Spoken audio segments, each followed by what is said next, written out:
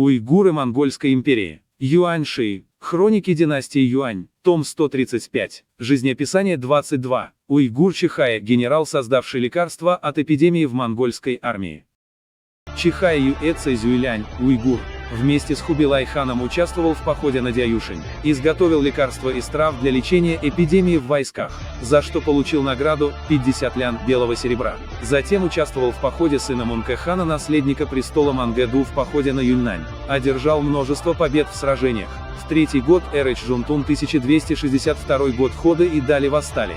Чихая возглавил войска и участвовал в их подавлении. В 12-й год эры Чжиюань 1275 год получил тигровую печать, знак полномочий генерала на командование армией.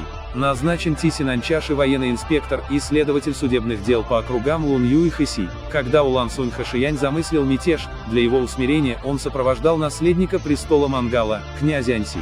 Наследник престола пожаловал ему 50 лян белого серебра. В 15-й год эры Чжиюань 1278 год вместе с Басудаем усмирил Тулу. Императорский сын снова пожаловал ему золотую одежду, пояс и золотую чашу и доложил трону о его заслугах. В 17-й год эры Чжиюань 1280 год пожалован чином Цзя и Дафу, великий советник, высший почетный титул чиновника, сохранив прежнюю должность. В 20-й год эры Чжиюань 1283 год повышен до Йочжун Фэндафу, ранг высших почетных чиновников, служащих императору.